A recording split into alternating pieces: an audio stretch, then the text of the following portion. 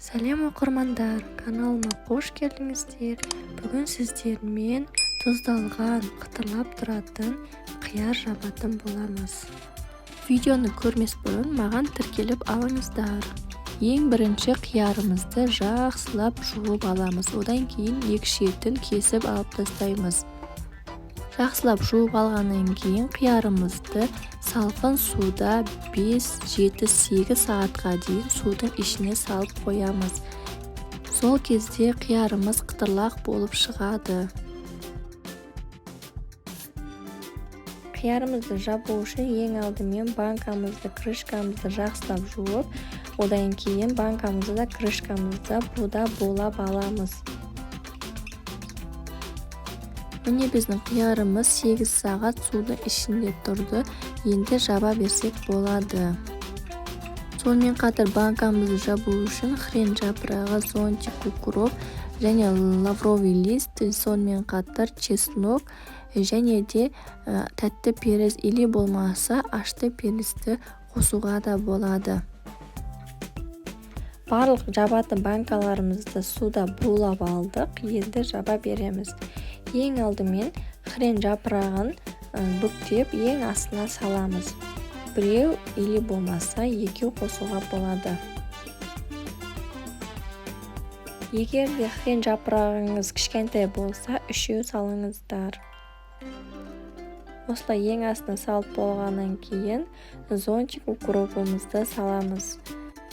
Біреу или болмаса 2-3 штук салсаңыздар болады. Одан кейін 5-6 чеснок саламыз. Егер чесноктарыңыз майда болса 5-6 штук. Егер де үлкенірек болса 3-4 штук саласыздар. Және де перцімізді саламыз. Одан кейін лавровый листімізді саламыз. 2-3. Сосын қиярымызды нығыздап банкамызға салып шығамыз, толтырып. Қатты итеріп сала беріңіздер, банкаларыңыз сынып кетпейді. Достар, егер сіздер менің каналыма тіркелмеген болсаңыздар, маған тіркеліп, лайк басып, видеоларыма комментарий жазып қалдырып кетіңіздер. Сіздердің әр жазған комментарияларыңыз маңызды. Сонымен қатар қазақша контентті қолдайық.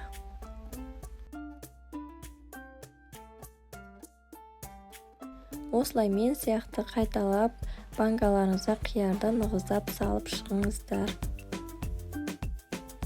Дәл солай екінші банкамызға да салып шығамыз. Егер де ашса болған қаласаңыздар, тәтті перцтің орнына ашты перцтің жартысын қоссаңыздар болады. 2-3 бөлікке бөліп. Одан кейін қайнап тұрған ыстық суымызды құйып шығамыз. Осылай суын құйып алғаннан кейін 1-5 сағатқа дейін қойып қоясыздар. Одан кейін бұл суын төгіп тастаймыз. Төгіп тастағаннан кейін үстіне қайтадан қайнаған ыстық суымызды құйып, қайтадан 5 сағатқа қойып қоясыздар.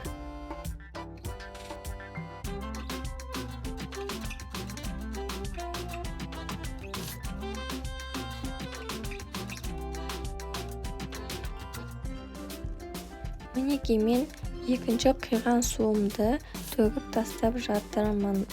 Одан кейін жаңағында айтқандай ыстық суымызды құйып қоямыз.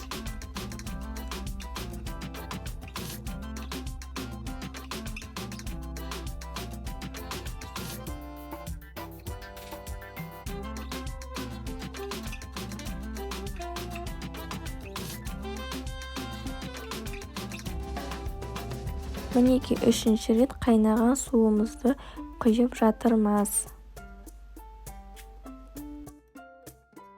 3-4 сағат өткеннен кейін осы суымызды төкпейміз. Бұл суымызды бір ыдысымызға құямыз. Со басындағы 2 рет суын ауыстырамыз. Одан кейін үшінші құйған суымызды төкпейміз. Осылай бір ыдысымызға құйып аламыз. Бұл суымызды қазір үстіне қантын, тұзын салып қайнататын боламыз. Айтпақшы, мысалға бір банкамыздың суын бір ыдысымызға құямыз. Келесі банкамызды басқа ыдысқа құйып, әрқайсысын кезек-кезек қайнататын боламыз. Мына біздің бір банкамыздың ішіне шыққан суы осылай бір ыдысқа құяп, осы суымыздың үстіне үлкен қасықпен 2 қасық қантын саламыз. Сосын үлкен қасықпен 1 қасық тұз қосамыз. Одан кейін 2 таблетка аспирин қосамыз. Негізі кейбір адамдар уксус қосып жатады, мен уксус қоспаймын, себебі уксус қоссақ қышқыл дәм шығып кететін болады. Оның орнына 2-3 штук аспирин қосқан дұрыс. Енді осы суымызды газға қойып, бұрқылдағанша қайнатып аламыз. Екінші банкамызға да дәл солай салып шығамыз. 2 штук аспирин, 2 қасық қант, 1 қасық тұз.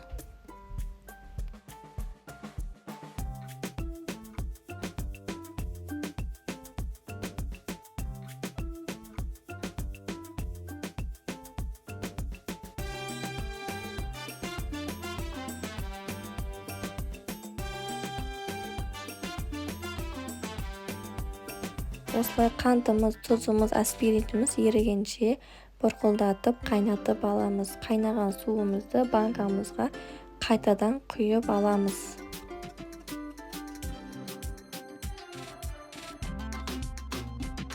Суын банкамызға құйып алғаннан кейін сразу крышкасын жабамыз. Осылай банка жабатын жапқышпен айналдыра отырып.